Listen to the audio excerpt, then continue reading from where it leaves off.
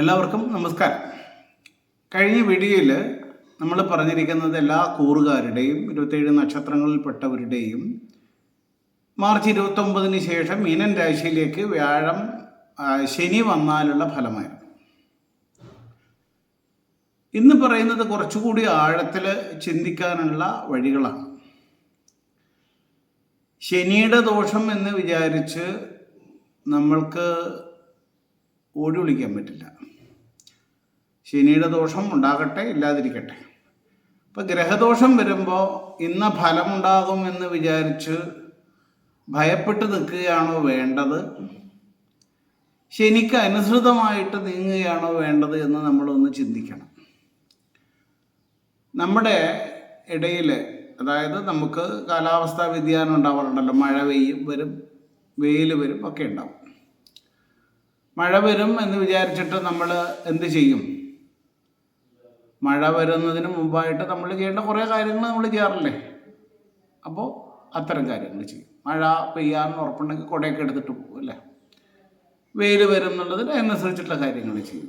കൃഷി ചെയ്യുന്ന ആളുകൾ അതിനനുസരിച്ചിട്ടുള്ള സംവിധാനങ്ങൾ മഴയും വെയിലും. അപ്രതീക്ഷിതമായിട്ട് വരുന്ന മഴയോ വെയിലൊക്കെ ആണെങ്കിൽ എന്താ, നമുക്ക് പ്രിപ്പയർഡ് അല്ല എന്ന് പറയും. അപ്പോൾ പ്രതീക്ഷിച്ചിട്ട് വരുന്ന ഒരു ഗ്രഹസ്ഥിതിക്ക് നമുക്ക് പരിഹാരമുണ്ട് എന്ന് മനസ്സിലാക്കണം.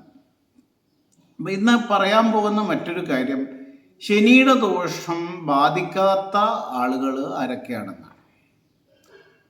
സാധാരണ ശനിക്ക് പക്ഷഭേദമില്ല എന്ന് പറയാറുണ്ട്. എല്ലാവരെയും ഒരുപോലെ ബാധിക്കും.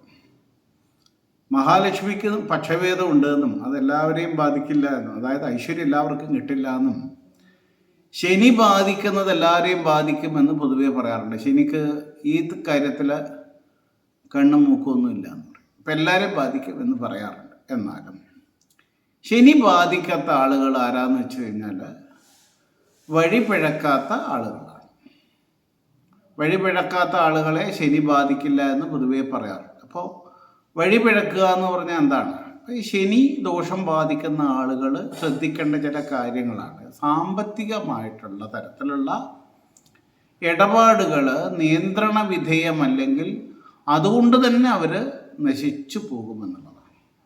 സാമ്പത്തിക ഇടപാടുകൾ ചെയ്യാതെ ആർക്കും ജീവിക്കാൻ പറ്റില്ല. പക്ഷെ ആ ഇടപാടുകൾ നിയന്ത്രണ വിധേയമായില്ലെങ്കിൽ, അതായത് കടം വാങ്ങുക, നമുക്ക് നിയന്ത്രിക്കാൻ പറ്റാത്തത്ര കടം വാങ്ങുക, അങ്ങനെ വന്നു കഴിഞ്ഞാൽ എന്ത് ചെയ്യുക? ആ കടത്തിലൂടെ തന്നെ അവർ നശിച്ചു പോകുമെന്നൊരു പ്രശ്നം ശനിക്കുണ്ട്. അപ്പോൾ അതുകൊണ്ട് എന്താ വേണ്ടത്? പരമാവധി കടം കൊടുക്കുകയും ചെയ്യരുത്, വാങ്ങുകയും ചെയ്യരുത് എന്നുള്ളൊരു നിലപാട് ശനിയുടെ ദോഷമുള്ളവർ സ്വീകരിക്കുക. രണ്ടാമത്തെ കാര്യം എന്താന്ന് പറഞ്ഞു കഴിഞ്ഞാൽ വഴിപിഴക്കാതിരിക്കുക എന്നുള്ളതിൻ്റെ ഭാഗമാണ്. അപ്പം നമ്മളുടെ ഇടപെടൽ നല്ല ആളുകളുമായിട്ട് ഇടപെടുക. ഇനി ചീത്ത ആളുകളുമായിട്ട് ഇടപെട്ട് കഴിഞ്ഞാൽ അതിലൂടെ തന്നെ അവരുടെ ജീവിതം നശിച്ചു പോകുമെന്ന് മറ്റൊരു കാര്യം. അപ്പോൾ നല്ല ആളുകളുമായിട്ട് ഇടപഴകുകയും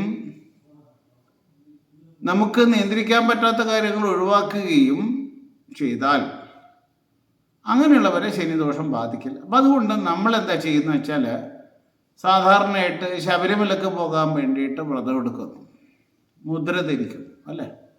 ഈ മുദ്ര ധരിക്കുന്ന സമയത്ത് നല്ല വ്രതമാണ്. വേണ്ടാത്ത കാര്യങ്ങൾക്കൊന്നും ആരും പോവാറില്ല. നല്ല കാര്യങ്ങൾ ചിന്തിക്കുന്നു, നല്ല ആളുകളുമായിട്ട് സംഘം ചെയ്യുന്നു, ഭജന ചെയ്യുന്നു, അങ്ങനെയൊക്കെയല്ലേ ജീവിക്കുക. അപ്പോൾ വ്രതാനുഷ്ഠാനത്തോടു കൂടിയിട്ടുള്ള ജീവിതം ശനിദോഷത്തിന് വലിയൊരു പരിഹാരമാണ്. അതുകൊണ്ട് തന്നെയാണ് ഈ മറ്റുള്ള ക്ഷേത്ര ദർശനങ്ങളെക്കാളേറെ ശബരിമല ദർശനത്തിന് ശനിയുടെ ദോഷത്തിന് പ്രാധാന്യം വരുന്നതും അവിടെയാണ്. ഇപ്പോൾ വ്രതാനുഷ്ഠാനത്തോടെ ശബരിമല ദർശനം ചെയ്യുക. ഇപ്പോൾ വ്രതമൊന്നും വേണ്ട, ഇപ്പോൾ ഇങ്ങനെയൊക്കെ അങ്ങനെ ചിന്തിച്ചു കഴിഞ്ഞാൽ അതിൻ്റെ ആ ഒരു പൂർണ്ണത കിട്ടില്ല എന്ന് മാത്രമല്ല, അത് വിപരീത ഫലത്തെയും ഉണ്ടാക്കുമെന്നുള്ളത്. അപ്പോൾ അതുകൊണ്ട് നമ്മളെപ്പോഴും ചിന്തിക്കേണ്ട ഒരു കാര്യം, ചെയ്യേണ്ട ഒരു കാര്യം, നല്ല രീതിയിലുള്ള വ്രതാനുഷ്ഠാനം ഈ ശനിയുടെ ദോഷത്തിന് നല്ലതാണ്. അപ്പോൾ വ്രതാനുഷ്ഠാനം നല്ല രീതിയിൽ എടുക്കുന്നവരെയും ശനിയുടെ ദോഷം ബാധിക്കില്ല എന്നുള്ളത് മനസ്സിലാക്കുക. അപ്പോൾ ഈ നല്ല രീതിയിൽ വ്രതാനുഷ്ഠാനം ചെയ്യുമ്പോൾ എന്താ ഗുണം എന്ന് വെച്ച് കഴിഞ്ഞാൽ, നമ്മൾ എല്ലാ തരത്തിലുള്ള നെഗറ്റിവിറ്റീസിൽ നിന്നും അതായത് വിപരീതമായിരിക്കുന്ന സാഹചര്യങ്ങളിൽ നിന്നും അകന്നു നിൽക്കുകയാണ് ചെയ്യുന്നത്. നമ്മുടെ സമൂഹത്തിൽ ഏറ്റവും കൂടുതൽ അറിയാം, വഴിപിഴച്ചു പോകുന്ന സാഹചര്യങ്ങൾ കൂടുതലാണ്. മദ്യം, മയക്കുമരുന്ന്, ഇങ്ങനെയുള്ള പല വിഷയങ്ങളും പെട്ടുപോകാനുള്ള സാഹചര്യം കൂടുതലാണ്. അപ്പോൾ അതുകൊണ്ട് നല്ല ആളുകളുമായിട്ട് കൂട്ടുകൂടുക എന്നുള്ളതും വളരെ ഗുരുത്വത്തോടു കൂടിയിട്ട് സംസാരിക്കുക, പ്രായമുള്ള ആളുകളോട് ഗുരുത്വത്തോടു കൂടിയിട്ട് ഇടപഴകുക എന്നൊക്കെയാണ് നമ്മൾ ഈ തരത്തിൽ ശനിയുടെ ദോഷത്തെ ബാധിക്കാതിരിക്കാൻ ശ്രദ്ധിക്കേണ്ടത്. അതുകൊണ്ടാണ് നമ്മൾ ഈ ഗുരുസ്വാമിമാർക്ക് ഏറ്റവും കൂടുതൽ പ്രാധാന്യം കൊടുത്തിട്ടാണല്ലോ ശബരിമല വ്രതം അനുഷ്ഠിക്കുന്നത്. അപ്പോൾ ഗുരുസ്വാമി എന്ന് പറയുന്നത് എപ്പോഴും മാലയിട്ട് തരുന്ന ആൾ മാത്രമല്ല, തനിക്ക് പ്രായത്തിന് മൂത്ത് എല്ലാവരും ഗുരുതുല്യരാണ് എന്ന് സങ്കല്പിക്കുകയും ഒക്കെ വേണം. അപ്പോൾ അച്ഛനെ ബഹുമാനിക്കുക, അമ്മയെ ബഹുമാനിക്കുക, നമുക്ക് ഗുരുതുല്യരെ എല്ലാവരെയും ബഹുമാനിച്ചു കൊണ്ട് തന്നെ ഒരു വ്രതാനുഷ്ഠാനമാണത്. ഗുരുതുല്യരെ എല്ലാം ബഹുമാനിക്കുക ഒരു വ്രതമാണ്. അങ്ങനെയുള്ളവരെയും ദോഷമൊന്നും ബാധിക്കില്ല എന്ന് ചിന്തിക്കണം. അപ്പോൾ പറഞ്ഞു വരുന്ന കാര്യങ്ങൾ ഇത്തരം ദോഷങ്ങൾക്ക് ഒന്നും ബാധിക്കാതിരുന്നാൽ തന്നെ ശനി ബാധ ഉണ്ടാവില്ല എന്നുള്ളതാണ് നമ്മൾ മനസ്സിലാക്കേണ്ടത്. അപ്പോൾ ഗുരുനാഥന്മാരുടെ, മാതാപിതാക്കളുടെയൊക്കെ അനുഗ്രഹമൊക്കെ എപ്പോഴും ഉണ്ടായിരിക്കുക ഒക്കെ ദോഷത്തിന് ഒരു ശമനം വരാനും ദോഷം ബാധിക്കാതിരിക്കാനും ഒരു കാരണമാണ്. അതുപോലെ തന്നെ ശനിയുടെ ഉച്ചരാശിയായിട്ട് ജനിച്ച ആളുകൾ, ഉദാഹരണം തുലാവൻ രാശി ബന്ധമുള്ള ആളുകൾക്ക് ശനി ഉച്ചരാശി ആയതുകൊണ്ട് അങ്ങനെ ഒരു പ്രത്യേകിച്ചിട്ടൊരു ഗുണമുണ്ടാകും എന്ന് ചിന്തിക്കാം. മകരകുംഭങ്ങളുടെ രാശികൾക്കും ഒരു പ്രത്യേക ഗുണമുണ്ട് എന്ന് ചിന്തിക്കാം. ഇതൊക്കെ രാശികളുടെ വിഷയത്തിൽ വെച്ചിട്ട് ഒരു പ്രാധാന്യമുള്ളതാണെന്ന് കൂടി മനസ്സിലാക്കാം. എന്തായാലും വഴിപിഴക്കാതിരിക്കുക എന്നുള്ളതാണ് ശനി പിഴക്കാതിരിക്കാനായിട്ട് വേണ്ടത്. അപ്പം നല്ല രീതിയിലുള്ള ജീവിത രീതി, നല്ല തരത്തിലുള്ള ജീവിത സാഹചര്യ രീതി ഒക്കെ ശനിദോഷം ബാധിക്കാതിരിക്കാൻ വേണ്ടിയിട്ട് ഏറ്റവും നല്ലതാണ് എന്ന് മനസ്സിലാക്കുക. പിന്നെ ശനിയുടെ ദോഷപരിഹാരമായിട്ട് ശബരിമല ദർശനം കൂടാതെ നേരത്തെ പറഞ്ഞ ഗുരുപ്രീതിയൊക്കെ വരുത്തുക എന്ന് പറയുന്നത് കൂടാതെ ശനിയുടെ മന്ത്രജപം ചെയ്യുന്നത് നല്ലതാണ്. ശാസ്താക്ഷേത്രങ്ങൾ ദർശിക്കുന്നത് പൊതുവേ നല്ലതാണ്.